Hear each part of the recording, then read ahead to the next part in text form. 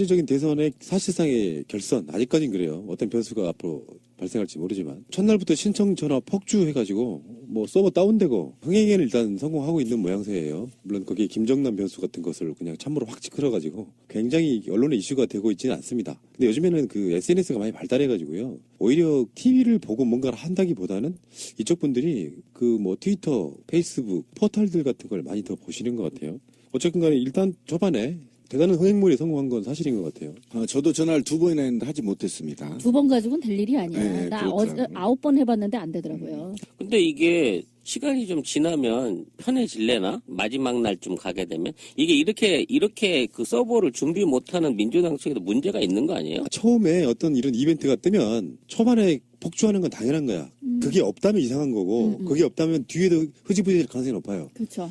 이게 이제 탄핵 인용이든 기각이든 탄핵 결과 발표하겠다고 하는 날 3일 전까지만 받겠다는 거거든요. 네. 그러니까 앞으로 등록할 시간은 충분한데 예를 들어서 서버 같은 걸요. 첫날 폭주하는 양으로 준비를 하면 돈이 일단 엄청나게 들어가. 그렇겠죠. 일단 첫날은 다운돼야 그게 이슈가 되고 그게 화제가 되는 거야.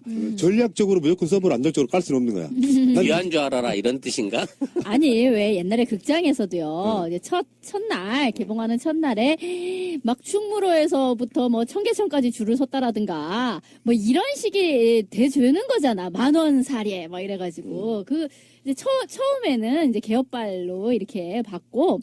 근데 이제 날짜가 많이 남아가지고요, 그러니까 하겠다라는 의지가 있는 사람은, 조금 한산해졌을 때, 잊어버리지 말고 이제 하면 되는 거죠. 그래서 사람들은, 이거를 주위 사람들한테 지금 많이 영업을 뛰러 다닌다, 이런 얘기를 하면서도, 괜히 지금 영업을 뛰면 안 되겠다.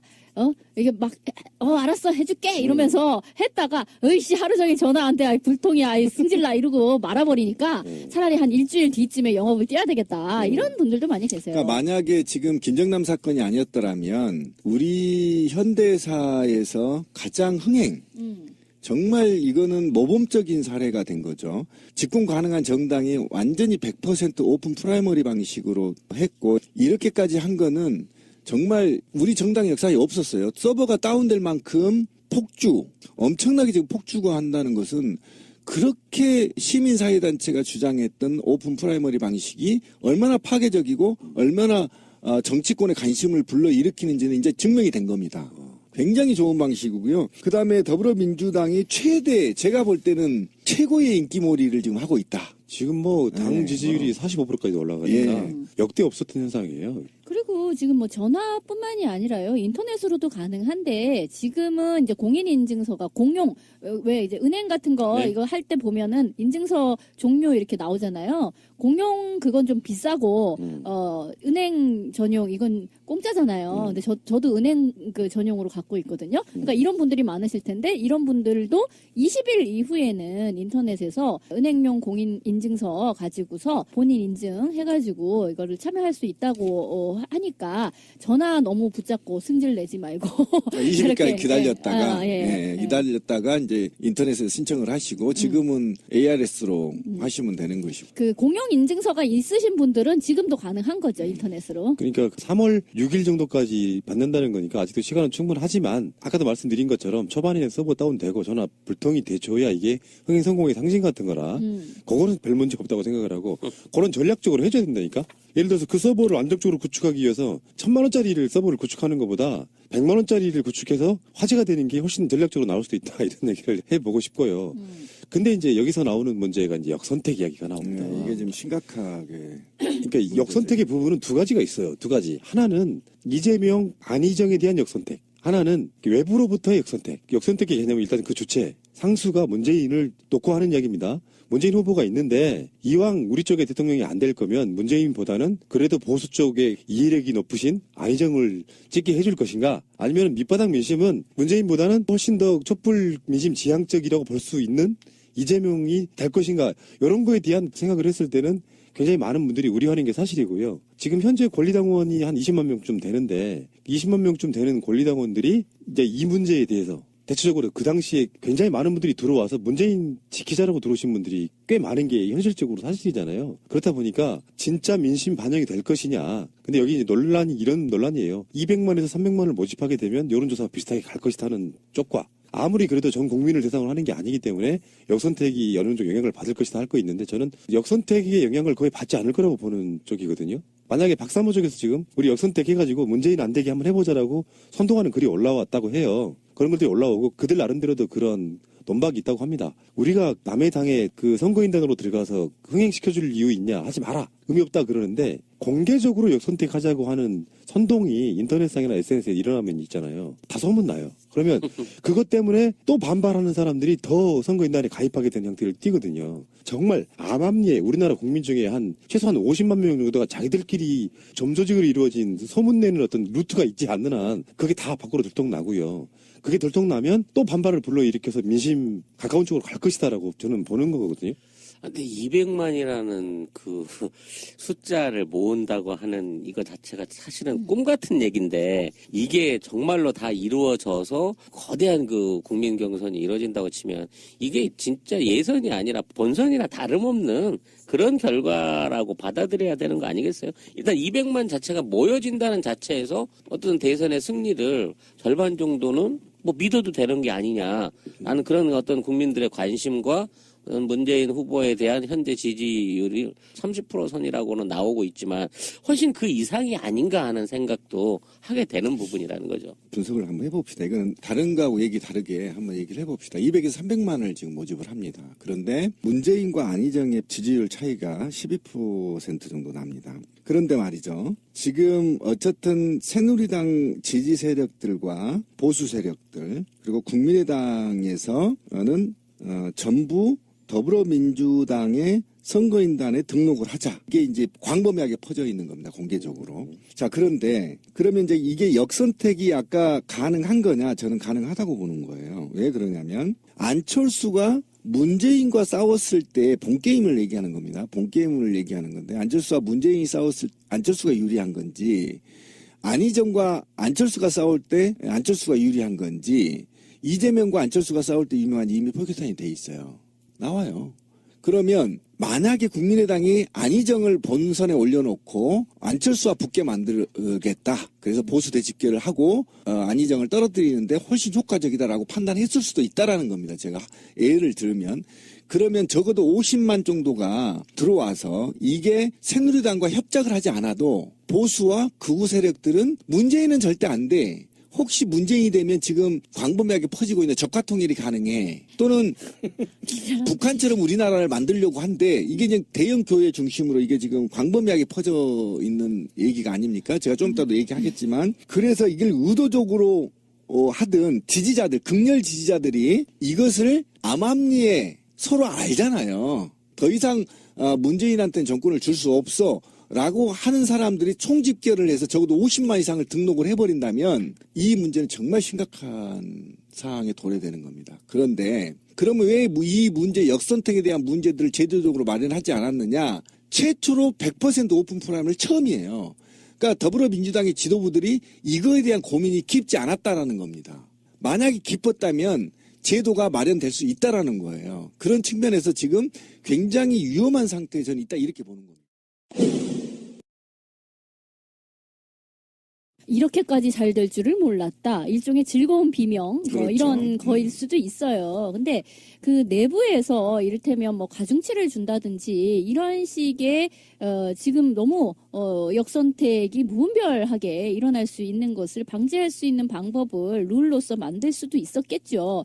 그런데 또 한 가지 그 방지책으로 지금 얘기가 되는 것은 국회에 지금 계류 중인데 이런 식으로 다른 당의 경선에 선거인단으로 참여한 사람은 딴 당에서 경선에는 참여하지 못하게끔 하는 그러니까 열라 남의 당에 그 경선하는 데 가가지고 막 했어. 그러고 났는데 법이 통과가 됐어. 그래가지고 나는 새누리당 새누리 1당 2당 뭐 이름이 뭘로 바뀌었든지 간에 거기에 가서 뭘 해야 되는데 못해. 이제 이렇게 될 수 있다는 거죠. 그렇기는 한데요. 저는 이제 어제 같은 경우에 이게 역선택이 과연 얼마나 실효를 거둘 것인가 하는 것을 이쪽 저쪽으로 다 한번 한번 생각을 해봤어요. 아까 나무님이 얘기하신 거에도 일리는 있어. 지금 보면 극우 그런 사이트에 자 하러 가세 막 이런 게 이제 많이 돌아댕겨요. 거기에 근데 또 그런 식의 댓글 그래 봤댔자 결국 쟤네는 다 짜고 치는 고돌이기 때문에 문재인이 되는 거는 확실해. 괜히 우리가 가서 안주빨 세워주는 것도 아니고 괜히 흥행에만 도움이 되고 자 봐라 흥행이 얼마 됐습니다라고 하면은 우리 괜히 약 올라 죽고 우리 더 대세론에 기눌리고 이러니까 좋지 않아 들러리 서지 마 이렇게 하는 식으로 역선택 운동을 제대로 합시다라는 것을 얘기하기가 굉장히 어렵고 그렇게 소문이 나버리면은 무엇이요 역선택을 방지하기 위해 나는 열하게 10배 20배 노력을 해야 되겠네 내가 왜 이 노력을 해야 되지 아유 씨 막 이래 가면서 발바닥에 땀나게 이쪽에서는 또 뛰어다녀야 하기 때문에 결국은 처음에 얘기한 뭐 소금이 좀 더 들어오면 물을 더 많이 타는 수밖에 없다라고 이야기한 결국 그렇게 될 가능성이 높아요. 그렇기는 한데 저는 지금 그런 정도로 왕창 저쪽에서 막 공작이 들어와가지고 어떻게 한다 이 개념보다는요. 그러니까 그거는 진짜 너무 이게 사실 우리도 막 전화도 해보고 뭐 이렇게 해서 안 거지만 굉장한 충성도가 있지 않으면은요 이걸 정말로 하기가 그렇게 쉽지는 않아요. 자, 뭐 금방 이 카톡으로 합니다. 뭐 이런 정도가 아니란 말이야. 이것도 나름.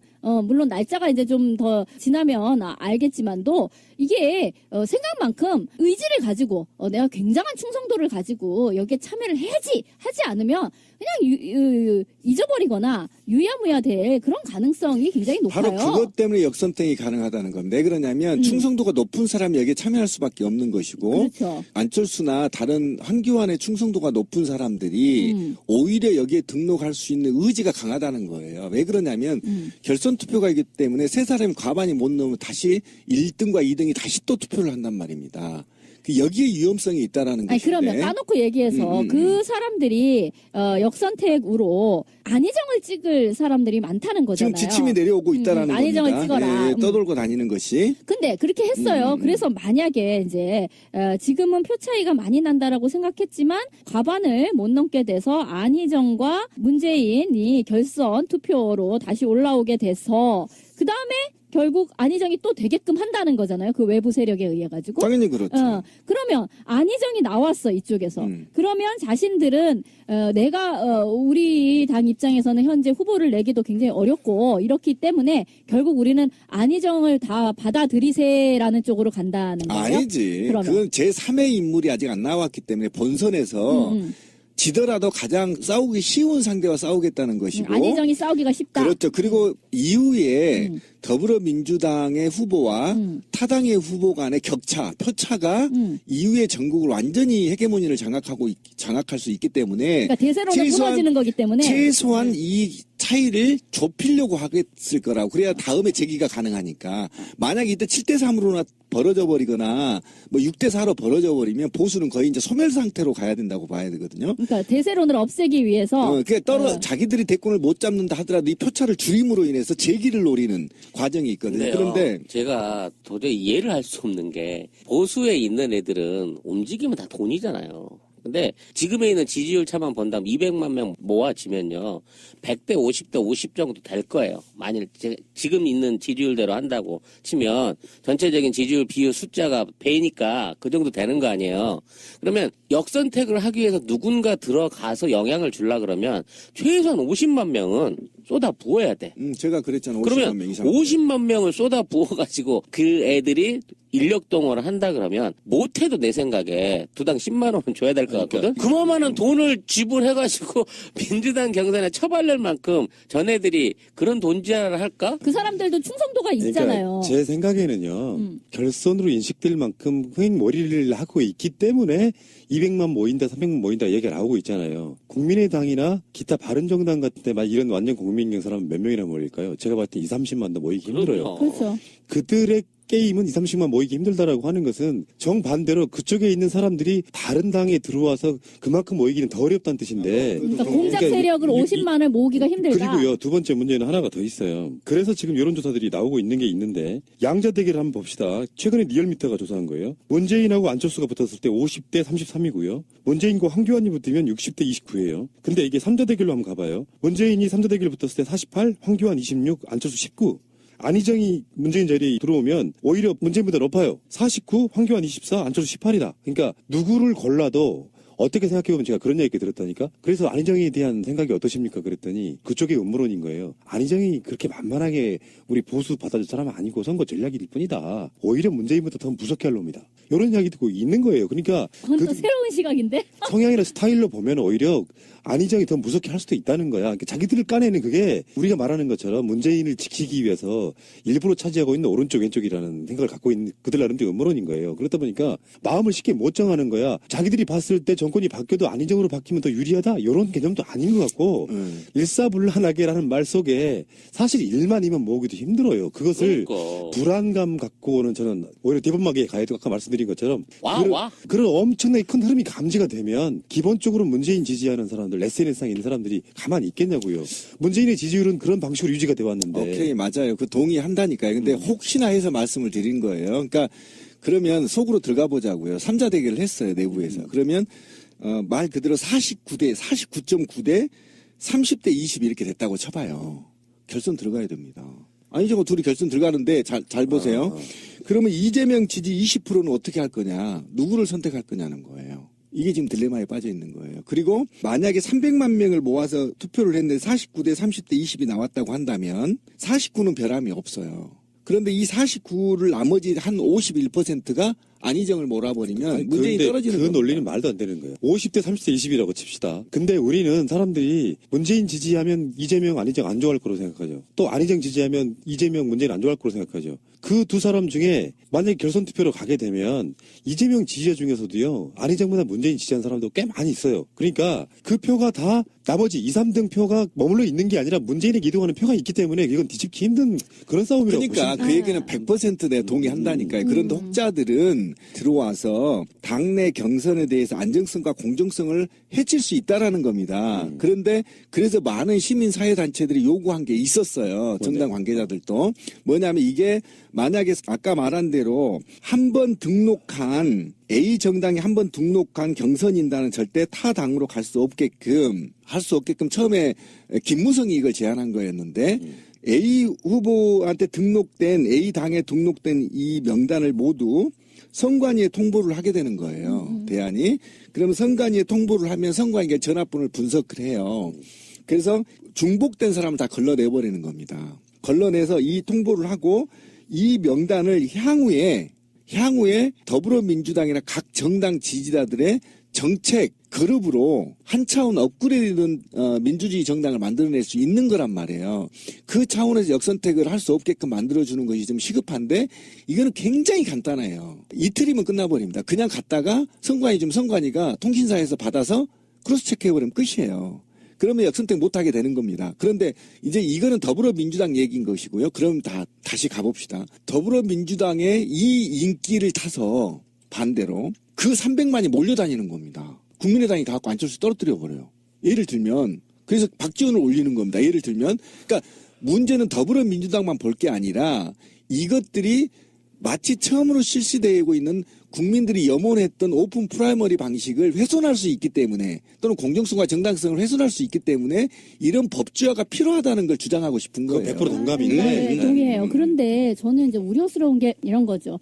지금 봤을 때는 뭐 새 후보 다 열심히 하고 있지만 이제 어쨌든 경선을 통해서 될 가능성이 높은 거는 이제 문재인이 높잖아요.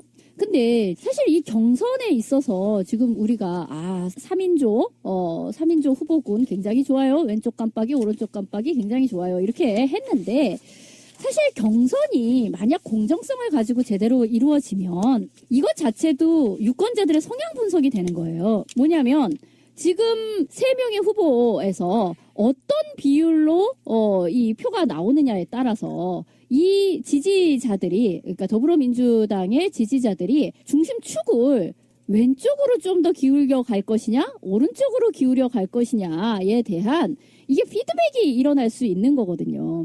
근데 문제는 지금처럼 이런 방식의 뭐 정말 야릇한, 정말 여러 가지 변수를 생각해 볼 수밖에 없는 떴다방의 방식이 돼서 가령요 안희정표가 몹시 많이 나왔어요. 그래서 결과적으로는 문재인이 된다 하더라도 우리가 여론조사라든지 이런 당내의 어떤 민심하고는 좀 다르게 읽힐 정도로 많이 나왔다 칩시다. 만약에 결과가.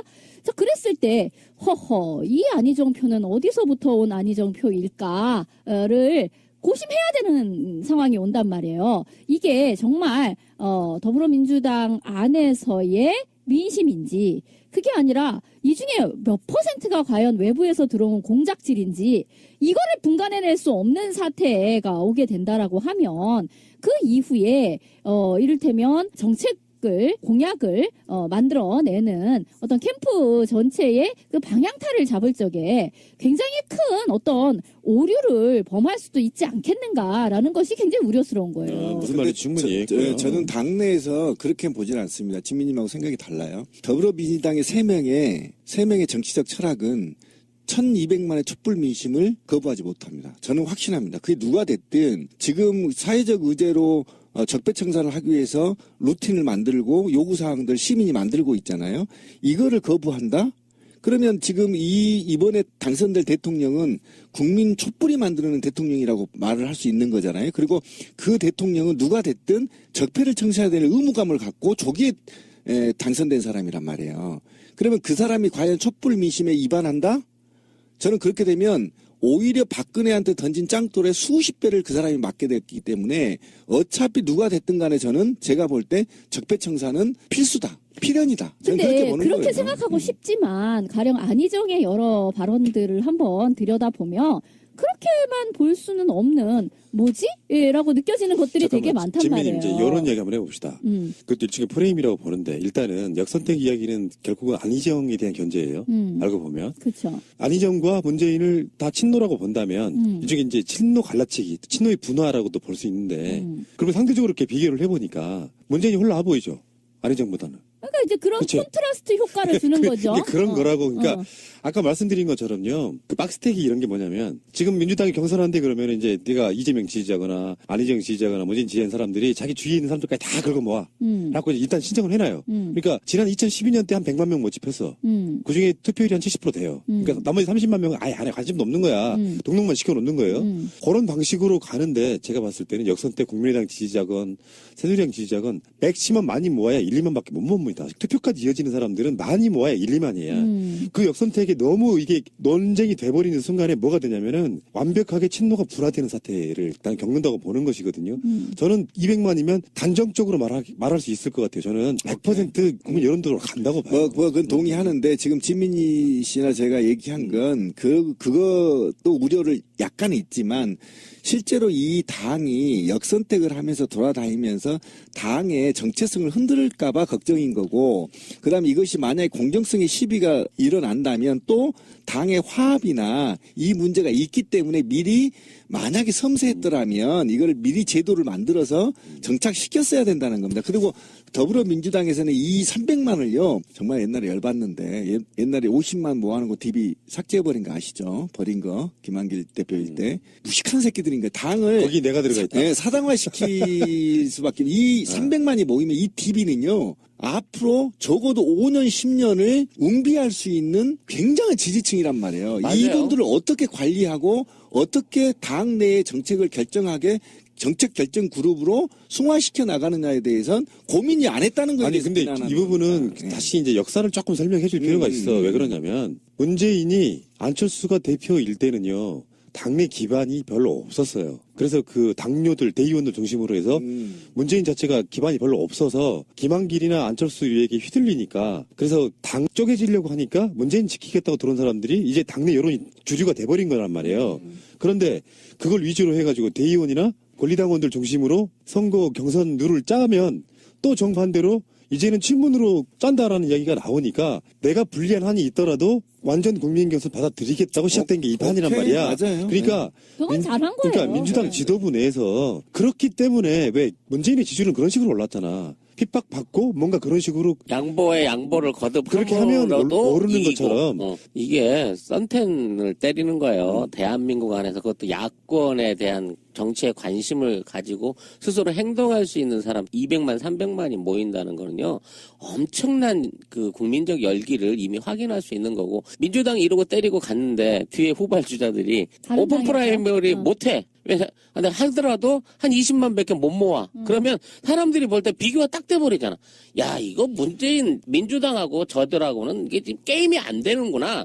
오히려 그걸 증명할 수 있는 좋은 선제 펀치를 날리는 바로 그거예요. 거예요. 바로 그거. 기본적으로 원래 법은 오픈 프라이머리를 동시에 하는 그게 아니었잖아. 모든 당이 똑같이 역선택 못하게. 근데 그걸 못하게 된다면 이제 선제 공격한 거잖아요. 그러면 새누리당 오픈 프라이머리 안 하고 가면 이상해지잖아. 아니 안 할 수도 있는데 하면 더 개쪽일 수 해도 있고. 해도 이상하고 안 해도 이상한 딜레마예요. 상태가 되는. 국민의당도 그러니까. 마찬가지고. 그러니까 거기서 이미 새로 결정 나버리기 때문에 내가 봤을 때는 지금 역선택의 불안감이 없잖아. 몇 %는 있겠지만 전체적인 컨트롤로 보면 굉장히 훌륭한 선택이라고 저는 봅니다. 어쨌든 그러길 저도 바라고요. 어쨌든 그리고 아까 그 얘기를 좀 다시 한번 해봐야 될 것 같아요. 저는 실제로 이제 정당 관계자들하고도 좀 얘기를 해봤지만, 그러니까 안희정의 우클릭이 당에 어떤 영향을 미칠 거냐에 대한 고민들이 있고, 또 기존의 이념적이나 관념적으로 바라보는 이 판, 그러니까 그 당을 지지하지도 않으면서 혹시 당 대통령이 되는데 차기 대통령이 되는데 그 사람이 혹시 우측으로 가버리는 거 아니냐는 우려 때문에 저도 질문을 좀 해봤어요. 근데 지금 당에서는 굉장히 고무적이라는 겁니다. 안희정이에 대해서 오랫동안 같이 정치를 해온 사람은 안희정이 신뢰도가 굉장히 높아요. 그러니까 어떤 면에서요? 이 정책에 대해서 외연 확장용이지 실제 자기 철학과는 좀 다를 수 있다라고 얘기하는 부분이 있어서 지금 제가 볼 땐 이게 환상의 트리플인 거예요. 우측에서는 15%를 땡겨왔다고 보는 겁니다. 우측에서는 놀고 있는 또는 아직 부동층을 15%를 더불어민주당으로 끌어왔다고 보는 거고, 그다음에 정의당 이하의 진보 세력들을 한 5%를 이재명이 끌어왔다는 겁니다. 그래서 한 20%를 더불어민주당이 품어버렸다는 거예요. 좌우에서. 이렇게 돼서 지금 더불어민주당 흥행하게 돼 있는 거여서 어쨌든 이거는 작전 측면에서 봤다고 한다면 안희정은 차기에 엄청난 당에 공헌을 할 수 있는 적자가 돼버릴 가능성이 있을 만큼의 높은 평가를 받고 있다는 거예요. 그거 있잖아요. 역지사지 한번 해보면 되게 답이 쉬워요. 이명박이 정동영과 붙을 때 질 것을 뻔히 예상되는 압도적인 판이었잖아요, 당시에. 근데 이명박과 누가 붙겠다는 그 당시에 한나라당의 후보 중에 야당과도 협치하겠다라고 나선 사람이 하나 있다고 칩시다. 우리들 입장에서 호감 가지 않겠어요? 저렇게 뻔한 선거인데? 그러면 저 사람이 되기를 바라는 건 누구나 다 당연한 심리잖아. 안희정은 누가 봐도 좌희정 우광재 할 정도로 사실은 문재인은 약간 동등한 친구 개념이지만 안희정하고 이광재는 노무현 대통령의 선발 같은 느낌이잖아요. 그런 느낌으로 봤을 때 그를 배신하기는 힘들어요. 그 지지해오는 사람들. 그러니까 선거용 9.5일 가능성이 70% 이상이고 합리적인 건 보수 쪽의 이념의 정책을 받아주겠지만 예를 들어서 선거 9.5용으로요. 나는 우클릭해서 연정도 할 수 있다고 말을 하지만 잘 생각해 봅시다. 연정하겠다고 말을 하는데 그 연정의 파트너가 받아주지 않은 상태로 정권을 잡았어요. 그러면 그 연정 자체를 연정 정권을 세우는데 의미가 사라져버리는 거예요. 쟤들이 안 받아줄 구호를 내가 던져놓고 막 선동을 해. 민정들한테만. 새누리당이 희정아 우리 같이 할래? 이렇게 손 내밀 수가 없잖아요. 그렇다 보면 그 상태에서 연정은 구호로 내걸었지만 실제로 정권을 잡았을 때는 그들이 연정 대상자였던 그들이 그 안으로 들어올 명분이 하나도 없다는 뜻입니다. 그러니까 대중 선동용으로는 발상의 전환이었던 그럴 가능성이 굉장히 높다는 저는 뜻으로 받아들여지는 거죠. 이 두 가지로 봤을 때. 근데 저는 뭐 별로 그렇게 생각되지는 않는 거예요. 저격 대상이 지금 살짝 옮겨갔어요. 이제 오른쪽에 있는 안희정한테. 아니 그러니까 제 뭐 저격 대상은 저는 한 사람에 대한 이야기가 아니에요. 그러니까 왜 뭐 자꾸 이제 너는 누구가 적이고 뭐 이게 문제가 아니고 전체적인 지금 매우 집권 가능성이 높은 더불어민주당이 어떤 정책을 취하게 되고 어떤 노선을 밟게 될 것이냐가 제 관심사인 거예요. 근데 지금 안희정으로 대표되는 그러니까 안희정이 실제로 후보가 된다 안 된다를 떠나서 안희정으로 대표되는 그 이념이라면 이념, 정책이라면 정책에 무게중심이 실리게 되는 것을 몹시 우려한다라는 그 개념인데 근데 안희정을 단지 구호만 저렇게 얘기할 뿐이지 뭐 나중에 어떻게 되더라도 뭐 크게 달라질 거는 없어. 이렇게 얘기들을 하시거나 또는 아니 뭐야 저렇게 말하는 것은 진정한 친노가 아니야. 이렇게 얘기하는 사람도 있지만 저는 그렇게 생각하지 않는다고요. 안희정은 친노 맞죠. 맞는데 말하자면 참여 정부 또 혹은 친노라고 했을 때의 그 명과 암이 있잖아요. 거기 암을 담당하는 사람이라니까 이 사람이. 이를테면 우리가 처음에 다크사이드? 다크사이드야. 그러니까 우리가 그러니까 친노가 아니다. 뭐 이게 아니라고 그 안에 참여정부의 어떤 모순이라면 모순, 이런 폐단이라면 폐단 이런 것들이 그 안에 매우 잘 들어있는 거예요. 아까 뭐 우희정, 뭐 좌광재 뭐 이렇게 얘기를 하셨잖아요. 정확히 말하면 참여정부에 대해서 초반에 노무현은 좋아. 노무현 다 지지해가지고 됐어. 근데 오호라 왜 참여정부는 저런 식으로 흘러가지? 라고 했을 때 오호라에 해당되는 그 노선의 어떤 변환이라는 것이 결국 안희정, 지금의 안희정으로 대표되는 그 당시의 어떤 인적 구성이라든지 거기에 들어있다는 거예요. 그러니까 안희정을 들여다보면 참여정부는 왜 민심 위반을 하였는가? 어떻게 민심 위반을 하였는가? 민심 위반의 내용은 무엇인가? FTA의 문제라든지 또 뭐 대연정까지를 포함하는 그 모든 것이 그 안에 들어있단 말이야. 안희정 얘기가 진메시처럼 얘기를 하면 어떤 현상이 벌어지냐면 10년 전 또는 15년 전에 일어난 참여정부를 심판론으로 가고 있단 말이에요. 굉장히 위험한 발상이에요, 사실은. 그러니까 이미 심판을 다 받았다고 저는 생각합니다, 참여정부는. 그동안의 온갖 공격과 좌우로부터의 공격을 받았지만 문제는 매년 100만에 가까운 사람이 봉화를 간다는 거예요. 굉장히 아이러니한 일이거든요. 좌파들은 또는 우리들은 노동자들은 계속 참여정부의 실책을 얘기하지만 그냥 샌드백처럼 치고 있는 겁니다, 사실은. 근데 이명박을 지금 얘기하는 사람은 없거든요. 이명박은 참여정부보다 더 악랄했거든, 노동계. 그러니까 이랬는데 오히려 그래서 지금 안희정을 과도하게 우클릭이니 그의 정책이 더불어민주당을 흔들어 버릴 거니 하는 거는 저는 너무나 오버한 거다. 그리고 거기에는 또 참여정부의 심판론이 다시 또 나타나는, 적어도 10년이 다 돼가는 거잖아요. 그런 걸 다시 끄집어내는 효과가 있어서 굉장히 좋지 않는 시각이어서 제가 볼 때는 지금은 안희정이나 제가 가장 가까운 문성근 대표가 사실은 당에 들어간 이유가 비상대책위원장을 맡았었죠. 이유가 당을 뿌리째 바꾸기 위해서 들어갔었단 말이에요. 그런데 그 당을 바꿀 수 없다는 걸 알고 당직을 사퇴했습니다. 누누이 얘기하죠. 그 이유는 뭐냐면 굉장히 수권 정당이라는 겁니다. 그 정당이. 그리고 철학을 바꿀 수가 없다는 거예요. 김대중과 노무현 대통령이 갖고 있는 전통적인 철학을, 그 당의 철학을 절대 바꿀 수 없다고 보고 튕겨나온 거 아닙니까? 그죠? 거기에 이제 모략질하고 김한길이나 몇 명이 들어가서 염장질하고 왔지만 지금까지 안희정의 10배가 더 넘는 우파에 있는 애들도 가서도 당을 못 바꿨다는 거예요.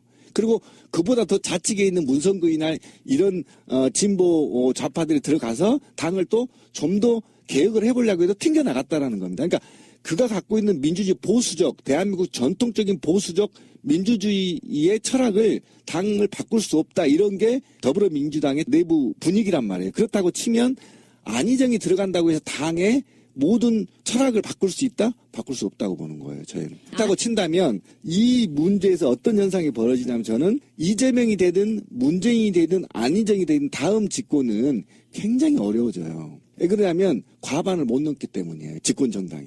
그러면 또 이제 선진화법에 탓을 할 것이고 온갖 이유를 달아서 개혁 법안들을 통과시키지 못합니다. 왜? 국회에서 발목을 잡아버리기 때문에. 그렇다고 치면 이 부족한 부분을 누가 채워야 되냐면 지금 촛불이 또 적어도 임기 초반에는 계속 촛불을 켜고 적폐청산에 대해서, 또는 지금 박근혜 수사나 이런 대기업들 수사를 안 했잖아요, 지금 특검이. 그러니까 이 특검을 계속 뿌리를 뽑기 위한, 뿌리를 뽑기 위한 촛불이 계속 진행되고, 그래야 현 지도부에 대통령한테 힘을 실어줘야지만 당도 지금의 의지를 계속 유지되고 국회도 함부로 민의에 반하는 행동을 못할 거다, 이러는 겁니다. 그렇기 때문에 제가 볼 때는 지금은 일단 정권 교체가 우선이다. 제가 볼 때는. 김대중 정부는 비판을 안 하고요. 이명박 정부는 비판을 안 하죠. 일단 이 질문을 한번 우리 애청자한테 던져봅니다. 그러면 김대중 정부는 노무현 정부에 대해서 훨씬 더 정책을 잘했나요? 또는 이명박은 훨씬 더 잘했나요? 또는 비리가 김대중 정부의 아들들의 비리의 금액과 노무현 대통령 측근들의 금액의 비리가 훨씬 더 많나요? 그러면 노무현 대통령이 돌아가시고 나서 왜 노무현 대통령은 국민적 지지, 역사의 전무후무한 인류상에 돌아가신 지가 지금 수년이 지났는데도 매년 찾아가느냐. 이것이 과연 제가 분명히 몇 번 얘기했죠. 노무현 대통령이 쓴 책을 읽어봐라. 거기에 청와대에 앉아서 그가 무슨 고민을 했는지. 바로 내가 길거리에서 짱돌 들고 싸울 때 생각과 똑같았다, 노무현. 그 생각이 나와 맞다 했기 때문에 그를 지지했고 용서했다라는 것입니다. 노무현 정부가 그동안에 기득권 언론과 기득권 세력들에서 조롱당하고 음해당하고 폄훼되어 있단 말이에요. 이걸 우리가 받아들였단 말이에요. 그리고 내 머릿속은 그게 있단 말이에요. 그런데 그럼 저는 적어도 왜 김대중 대통령 사회적으로 매도를 하지 않느냐 하면 전라도 등 지역적인 성향이 있기 때문입니다. 그런데 노무현 대통령은 여기서도 씹을 수 있고 저기서도 있고 샌드백 같은 사람이에요. 그렇기 때문에 욕을 먹는 겁니다. 그런데 노무현이 갖고 있는 정치적 집권 철학은 제가 볼 때 향후 100년으로 나오지 않습니다. 안희정은 내가 쉴드 치려고 하는 사람은 아니에요. 선명하게 나는 이재명처럼 갔으면 좋겠다는 생각하는 사람이지만 참여정부가 결론적으로 민주 쪽이나 보수 쪽에서 둘 다 실패했다고 인식되는 그 느낌이 무슨 지점인지 고민을 되게 많이 했을 것 같다는 생각이 드는데 지역 기반에 관한 문제라고 생각이 들거든요. 지역 기반이기 때문에 옳고 그른 게 아니라 지역 기반적으로 지금까지 지지해왔던 한국 정치 현대사라고 하는 게 왜 실패했을까 생각해보면 보수 쪽에 어느 정도 최소한 한 10% 정도의 지진이 있어야 정권이 성공한다고 저는 보는 것 같은 그런 시각인 거라고 보고요. 저는 그렇게 생각합니다. 선거 전략은 내가 어떤 정치를 생각하든 상관없이 일단 이기고 보는 거예요. 김대중이 집권하는 게 나았었을까요? 이회창이 집권하는 게 나았었을까요? 노무현이 집권하는 게 나았었을까요? 이회창이 집권하는 게 나았었을까요? 훨씬 좋은 지점이 우리한테 저는 와 있다고 보는 것이고요. 대통령 됐을 때 할 수 있는 요구사항도 되게 많다고 저는 보기 때문에 일단 우리 방송은 좀 힘을 좀 실어줬으면 좋겠다 이런 생각이 들고 안희정도 마찬가지로 어쨌건 간에 정치 전략이든 뭐 어떤 선거에 있어서의 공학적인 전략이든 간에 안희정은 그 포지션만으로도 굉장히 묘한 지점이 있고 아까 말씀드린 것처럼 안철수의 포지션을 완전히 잡아먹어버리는 심지어 황교안이나 반기문도 잡아먹어버리는 그런 효과가 분명히 있어서 대세론으로 가는 데는 아주 훌륭한 안희정의 상수가 될지 변수가 될지 모르지만 아직까지는 그렇다고 보는 것이고 그렇죠. 요거를 이제 보수 쪽이나 이런 쪽에서는 뭐 안희정 밀자 하지 마 아까 이런 조사 보셨지만 안희정이 오히려 문재인보다 많이 나오는 상태가 되기도 하고요. 맞아요. 반대로 또 문재인 지지하시는 입장에서 보면은 지금까지는 안희정이 우리 편인 것 같았는데 지금 김종인이 그런 모양새거든요. 김종인이 김무성 만나고 정유화 만나가지고 아직도 이 사람은 삼지대를 꿈꿔요. 그 조기숙 교수 말씀처럼 예를 들면 왕타 현상이 왜 문재인한테만 집중되는 건지 모르겠다. 결국에는 친노가 나중에 감정적으로 분화될 수도 있고 그런 측면이 있어서 우리는 그냥 그들이 어떤 속내를 갖고 있든 간에 일단 선거 이기는 게 목적이지만 그렇다고 해서 황진미님 같은 비판도 저는 게을리하면 안 된다고 생각해요. 원천적으로는 할 말 있고 안 할 말 있지 어떻게 새누리당하고도 연정한다고 하냐 이런 비판 당연히 해줘야죠. 그 안희정의 던지는 키가 보수 측을 뒤흔들어 놔요. 예를 들면 하나 예를 들어볼게요. 굉장히 포지션이 좋다고 보는 게 뭐냐면 만약에 이것이 안희정의 주장들이 당의 정체성을 흔들 만큼 위험성이 있다면 당에서 경고가 들어갔겠죠. 근데 당에서는 오히려 씩 웃고 있는 겁니다. 뭐냐면 김종인이 나가려고 하니까 안희정이 잡아버리는 거잖아요. 나가지 마라. 여기 다 있어. 너 있어. 내가 더 파트너십 해줄게. 이건요. 굉장히 높은 정치적 수예요. 그 다음에 만약에 지금 이 상태에서 안희정이 없으면요. 저는 이렇게 생각해 봐요. 종북몰이를 하기가 더 쉬워요. 저쪽에서. 근데 안희정이 우클릭을 하고 사드를 받아버린다고 하고 하니까 어떤 현상이 벌어진 줄 아세요? 저쪽에서 이쪽을 종북당으로 못 몰아요, 지금. 아니야, 안희정도 있는데 이렇게 되는 겁니다. 더더욱이 저는 이거는 제가 최초 주장하는 건데요. 오히려 안희정의 우클릭이 이재명한테도 도움이 되는 겁니다.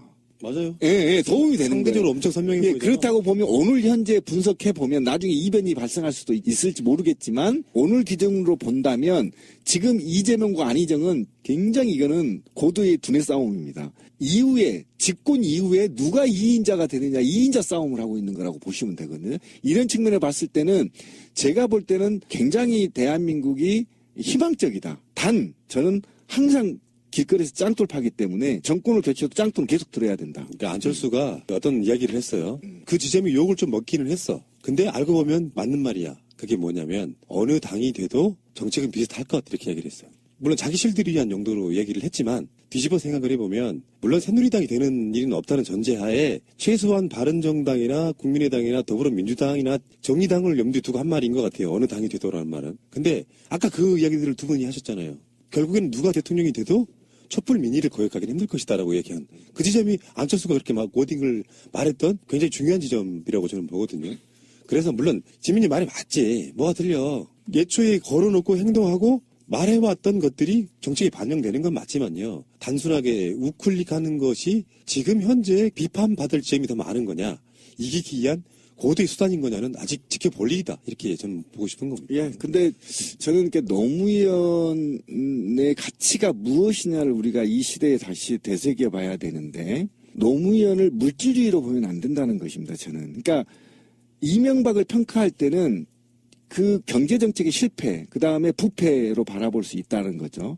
근데 노무현을 바라볼 때는 가치 중심으로 바라봐야 된다는 거예요. 그가 어떻게 인간의 존엄성을 향상시켰는지 또는 민주주의를 얼마만큼 발전시키려고 노력을 했는 것인지 그것이 바로 깨어있는 조직된 시민들 아닙니까?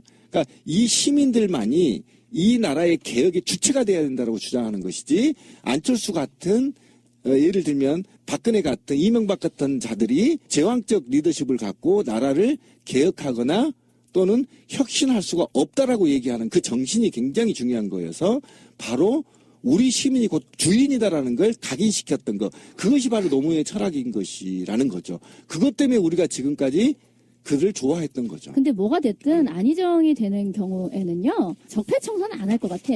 왜냐면 최근에 한 말 중에 그런 것도 있어요. 아니 박근혜 정부에 대해서 뭔 청산을 하냐고. 지금 다 위태위태해서 저러고 버티고 있는 것만으로도 기적인데 뭐 청산할 게 뭐 있냐. 이게 다 자멸해 가는데 이렇게 얘기를 하는데 그건 뭐냐면 우리가 보통 적폐청산이라고 얘기할 때는 박근혜와 그 몇몇의 사람들 청와대에 지금 잔존해 있는 몇몇의 사람들을 얘기하고 있는 게 아니잖아요.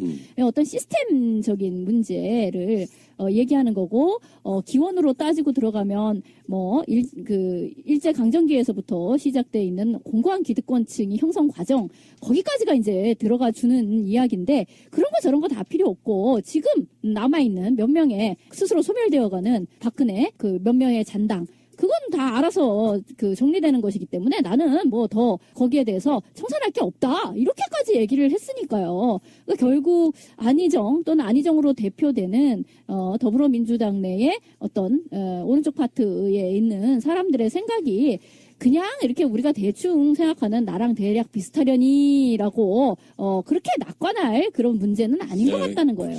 그런 얘기도 한번 해볼까요? 우리가 촛불 집회를 사실상 피 안 흘리고 나름대로 명예혁명 같은 걸 성공시키고 있어요. 무섭습니다. 그러니까 우리들 같이 이제 적폐 덩어리인 한국을 알면 정말로 짱돌 들고 분연히 일어나서 청와대 점령해버리는 꿈을 꾸었을지도 몰라. 그게 이제 기본적인 우리 같은 사람들의 생각이었을지 몰라요.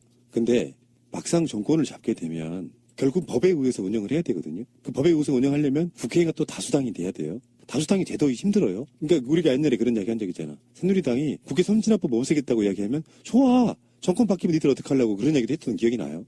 그러니까 법안에 테두리에서 하려고 그러면 현실적으로 지금까지 운동해왔던 사람들은 새누리당은 다 없어져야 돼. 아예 막 해체시켜버리고 새누리당 출신인 바른정당 애들까지 다 없애야 돼.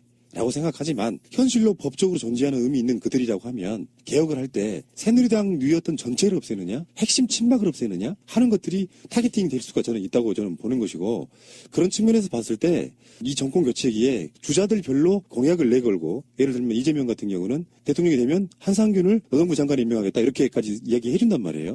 실제로 한상균이 그 청문회를 거쳐서 노동부 장관 되는 것이 이재명의 의지로 되는 건 사실 아닙니다. 그렇겠죠. 그렇게 워딩 걸어주면서 나는 그 정도로 선명하게 하겠다지만 현실의 벽에 엄청나게 부딪힐 거예요. 국회의 문제도 있는 것이고 사실상 지금 생각해보면 국회 선진화법이 또 좋은 점이 있네. 여당이 다수당이 아니라도 어차피 다수당이어도 못하는 부분이 있단 말이에요. 다수당이어도 국회의장이 거기다가 직권 선정해갖고 막 밀어붙일 수 있나? 아니라고 저는 보면은 여론의 흐름을 가져가는 거야. 그러니까 정치인들의 흐름을 받는다기보다 촛불도 여론의 흐름 때문에 지금 이렇게 된 거잖아요. 그렇죠. 그러니까 정권이 되면은 소수당이라고 해도 이거 바꿔야 되라고 하는 아까 말씀하신 촛불 집회 정권 바뀌어도 해야 된다는 게 그런 거잖아요. 적폐 청산하라고 계속 외치고 있을 때 당연히 그렇죠. 바른정당 애들이 박근혜 탄핵에 분연히 일어선 것처럼 그 사람들이 그런 여론의 흐름을 받아가지고 국회에서 국회의장의 직권상정으로 이루어지는 것들이잖아요. 그렇죠. 그게 여론의 힘이만 가능한 거야. 그러면 대통령이 지지를 받고 하려면 보수층도 어느 정도 껴안아야 되는 건 사실이에요. 지금 생각해보면 그래. 그러니까 우리가 노무현 대통령 정권 잡아서 뭐 했냐 하지만 소수로서는 할 수 있는 게 한계였다고 계속 이야기하잖아요. 의지와 뜻은 있었지만 그러니까 도저히 안 되겠으니까 새누리당 당신들도 한번 같이 한번 해보자. 그래서 할 수 있는 거라도 같이 한번 해보자 했는데 결국은 다 나가리 되고 이쪽에서는 한나라당하고 손잡느냐고 또 욕 먹고 해서 그 지점 때문에 저는 실패했다고 보는 건 맞다고 생각해요. 근데 그 부분에 대해서 저와 이제 시각 차이가 있었던 건 뭐냐면, 그러니까 제왕적 세 사람 중에 이재명이 대통령이 되면 국정은 그냥 막 관계자를 모가지 잘라버리고 부정선거 한 애들 다 정리해버리고 그렇게 될 것 같죠. 안희정이 되면 우측으로 확 가가지고 막 새누리당하고 연정하고 그렇게 될 것 같죠. 안 됩니다. 지금 시스템은요, 70년 동안 적폐를 쌓아오는 시스템이에요. 그리고 지금 우리가 더불어민주당이 집권을 해도요, 여전히 노무현 대통령 때 그 적들은 더불어민주당을 지지 않습니다. 그 자본, 썩은 자본들, 그 다음에 언론들, 그 다음에 그들이 지금까지 이 나라를 운영해왔던 각종 라인들, 그 다음에 부패, 친일, 독재 2, 3세대들이 더불어민주당 무릎을 꿇는다고요? 그래서 그들이 갖고 있는 이 유물적 자산의 80%를 갖고 있는 걸 내놓는다고요? 절대 내놓지 않습니다. 권력은 빼앗는 겁니다. 그러면 대통령을 바꿔놨으면요, 어떻게 해야 되냐면요, 다수당도 안 됩니다. 지금 집권 여당이, 더불어민주당이. 아니면 다수당을 확보할 수도 있어요, 영입해서. 그러나 지금 상태는 안 된단 말이죠. 그러면 그 갭을 메꾸는 부분은 바로 광장의 힘이란 말이에요. 광장의 시민의 힘이란 말이에요. 그 시민의 힘이 직결될 때 바로 세상을 개혁할 수 있다라고 말한 게 노무현이란 말이에요. 그런 측면에서 우리는 적어도 제가 주장한 바는 노동계도 그럴 겁니다. 이제 사실은 노동계가 박근혜 이명박 정부 때 지지부진했다는 것을 더불어민주당이 집권하면 더 세게 집회할 겁니다. 그동안에 사실은 다 망쳐놓은 노동계약법들을 되돌리기 위해서 노동계가 더 빡시게 붙을 거예요. 그러면 이 중에서도 사실은 갈등이 내포되어 있단 말이에요. 현 정부하고. 분명히 있단 말이에요. 이런 것들을 전부 하나 말아서 우리가 개혁하고자 촛불 민심을 이룩하기 위해서는 저는 적어도 지금부터 주장합니다. 정권 개출하고 1년 동안 내내 촛불 켜야 된다. 그 지점 맞는 것 같아. 예. 지금은 현재는요, 정권 한 1, 2년 차에는 국회가 할 것 같진 않아요. 그럼요. 어차피 더 합의를 봐야 되고, 지금 정세균 국회의장이 직권 상정을 할 수 있는 것들이 굉장히 많이 국회에 지금 올라가 있지 않습니까? 근데 함부로 올리지를 못하는 이유가 그게 또 탄핵 결정 나지도 않았지만 다수의 폭력이 될까 봐서 역풍 맞을까 봐 그런 역풍. 그걸 움직일 수 있는 건 유일하게 촛불 같은 국민의 민심이다라고 민중이에요. 생각하시면 돼요. 안희정도 그 민심을 거역할 수 있겠어요? 역선택에 대한 처음에 나왔던 이야기를 다시 돌아가면 역선택에 대한 그 두려움보다는 오히려 흥행을 즐기는 것이 훨씬 나은데 역선택 할까봐 이제 두려울 거 아니에요. 특히 이제 문재인 대표 지지자들 입장에서는. 그래서 혹시나 결선 투표에서 뒤집히는 것이 생각하면 뭔 이런 개 같은 제도를 만들었나 하시겠지만 내가 봤을 때는요, 그렇게 되기는 힘들다 이렇게 말씀드리고 싶어요. 근데 안희정을 귀엽게 봐야 돼요. 왜냐하면 보수를 흔들고 있어요. 저 새끼 누구야 이렇게 할 정도로 보수가 지금 흔들리고 있기 때문에 약간 귀엽게 봐주세요. 그러니까 내용은 차치하고 포지션으로서는 아주 훌륭해요. 그렇죠. 상당히 훌륭합니다. 예. 지금 그런 정도로 왕창 저쪽에서 막 공작이 들어와가지고 어떻게 한다 이 개념보다는요, 그러니까 그거는 진짜 너무 이게 사실 우리도 막 전화도 해보고 뭐 이렇게 해서 안 거지만 굉장한 충성도가 있지 않으면은요 이걸 정말로 하기가 그렇게 쉽지는 않아요. 자, 뭐 금방 이 카톡으로 합니다. 뭐 이런 정도가 아니란 말이야. 이것도 나름. 물론 날짜가 이제 좀 더 지나면 알겠지만도 이게 생각만큼 의지를 가지고 내가 굉장한 충성도를 가지고 여기에 참여를 해야지 하지 않으면 그냥 잊어버리거나 유야무야 될 그런 가능성이 굉장히 높아요. 바로 그것 때문에 역선택이 가능하다는 겁니다. 왜 그러냐면 충성도가 높은 사람이 여기에 참여할 수밖에 없는 것이고 그렇죠. 안철수나 다른 한교안의 충성도가 높은 사람들이 오히려 여기에 등록할 수 있는 의지가 강하다는 거예요. 왜 그러냐면 결선 투표가이기 때문에 세 사람이 과반이 못 넘으면 다시 1등과 2등이 다시 또 투표를 한단 말입니다.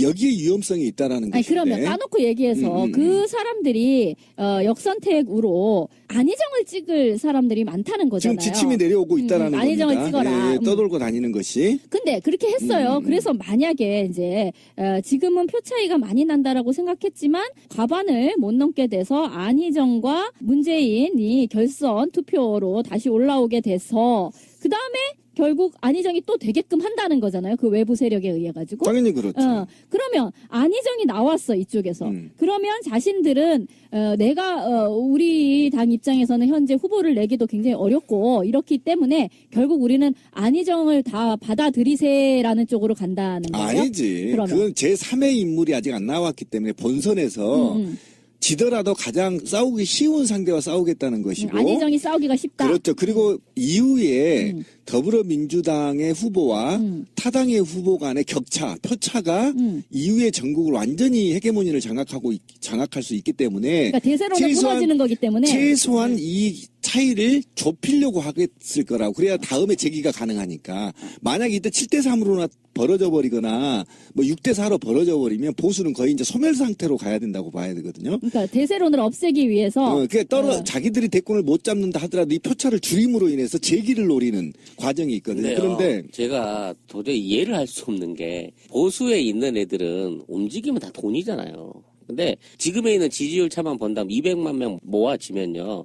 100대 50대 50 정도 될 거예요. 만일 지금 있는 지지율대로 한다고 치면 전체적인 지지율 비율 숫자가 배니까 그 정도 되는 거 아니에요.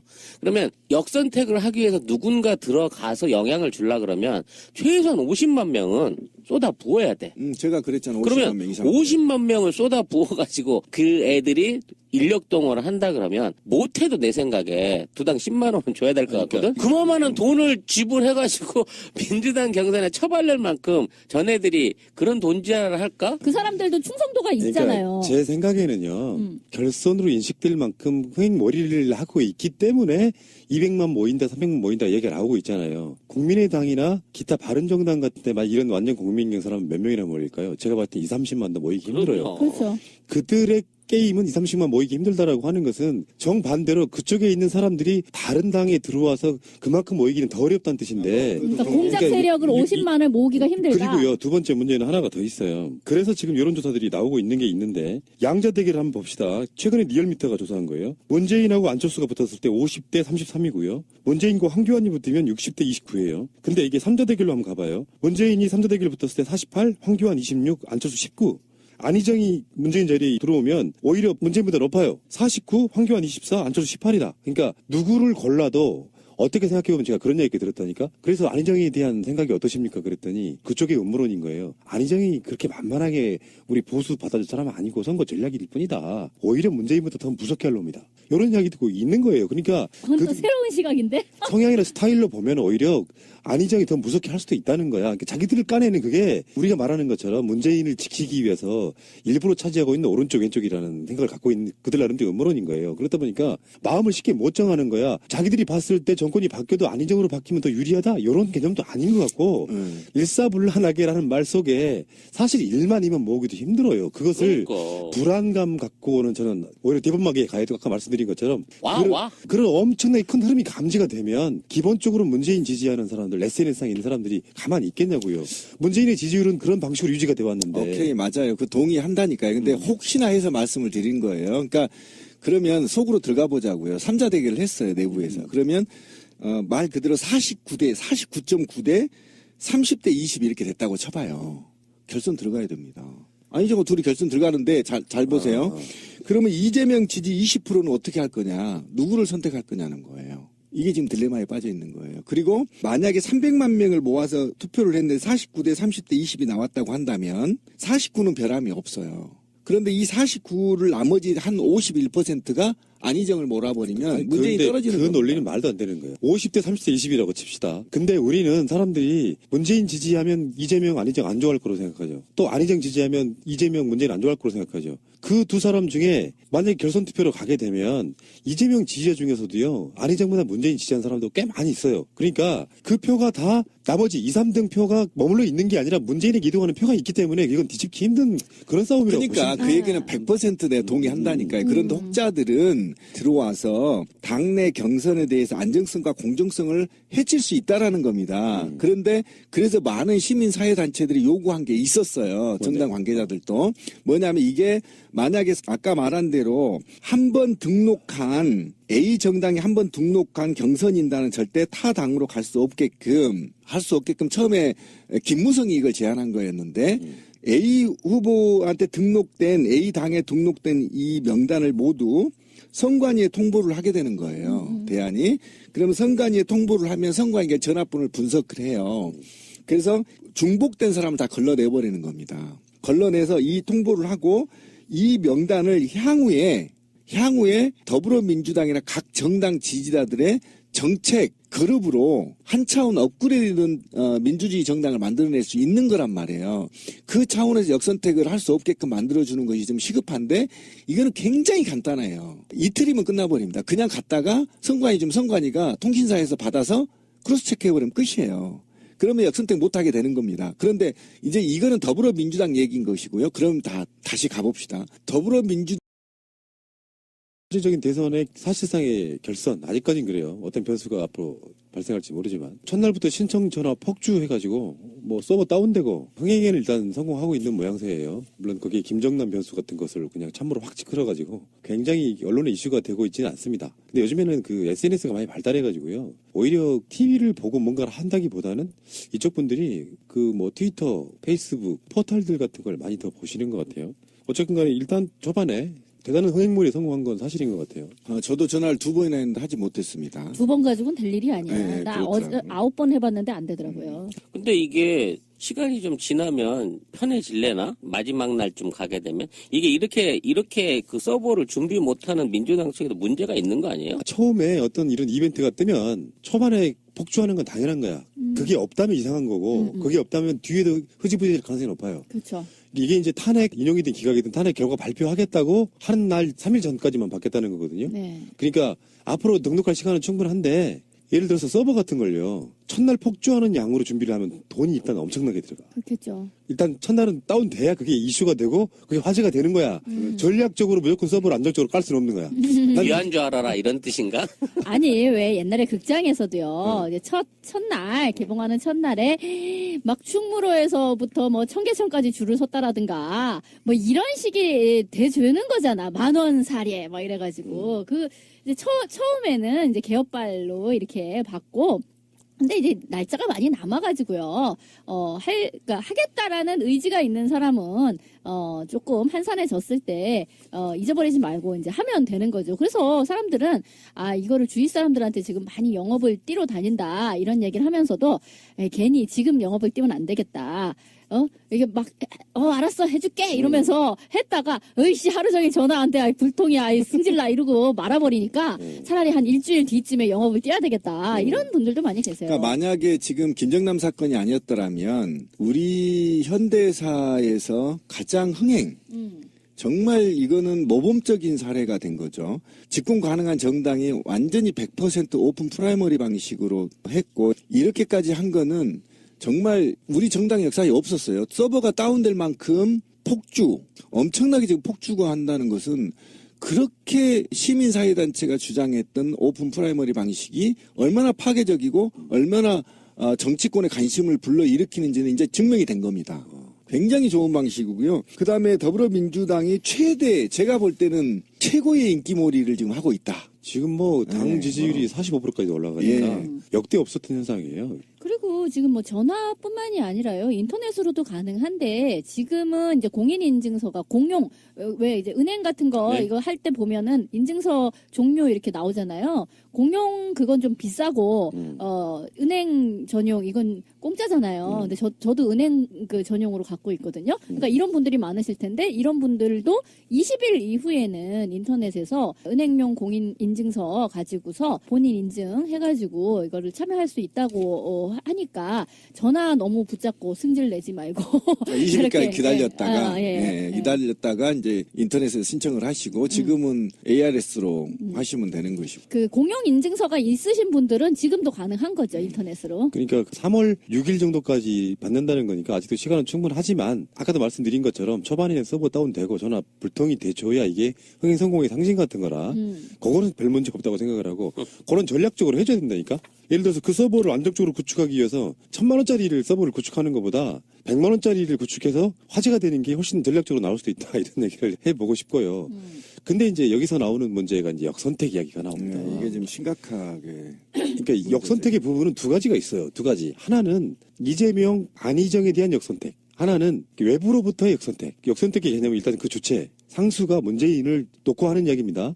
문재인 후보가 있는데 이왕 우리 쪽에 대통령이 안 될 거면 문재인보다는 그래도 보수 쪽에 이해력이 높으신 안희정을 찍게 해줄 것인가, 아니면 밑바닥 민심은 문재인보다는 훨씬 더 촛불 민심 지향적이라고 볼 수 있는 이재명이 될 것인가, 이런 거에 대한 생각을 했을 때는 굉장히 많은 분들이 우려하는 게 사실이고요. 지금 현재 권리당원이 한 20만 명쯤 되는데 20만 명쯤 되는 권리당원들이 이제 이 문제에 대해서 대체적으로 그 당시에 굉장히 많은 분들이 들어와서 문재인 지키자라고 들어오신 분들이 꽤 많은 게 현실적으로 사실이잖아요. 그렇다 보니까 진짜 민심 반영이 될 것이냐. 근데 여기 이제 논란이 이런 논란이에요. 200만에서 300만을 모집하게 되면 여론조사와 비슷하게 갈 것이라는 쪽과, 아무리 그래도 전 국민을 대상으로 하는 게 아니기 때문에 역선택이 어느 정도 영향을 받을 것이다 할 거 있는데, 저는 역선택의 영향을 거의 받지 않을 거라고 보는 쪽이거든요. 만약에 박사모 쪽에서 지금 우리 역선택 해가지고 문재인 안 되게 한번 해보자라고 선동하는 글이 올라왔다고 해요. 그런 것들이 올라오고 그들 나름대로도 그런 논박이 있다고 합니다. 우리가 남의 당에 그 선거인단으로 들어가서 흥행시켜줄 이유 있냐, 하지 마라, 의미 없다 그러는데, 공개적으로 역선택하자고 하는 선동이 인터넷상이나 SNS에 일어나면 있잖아요. 다 소문나요. 그러면 그것 때문에 또 반발하는 사람들이 더 선거인단에 가입하게 되는 형태를 띠거든요. 정말 암암리에 우리나라 국민 중에 한 최소한 50만 명 정도가 자기들끼리 점조직으로 이루어진 소문내는 어떤 루트가 있지 않는 한 그게 다 밖으로 들통나고요. 그게 들통나면 또 반발을 불러일으켜서 민심 가까운 쪽으로 갈 것이다라고 저는 보는 거거든요.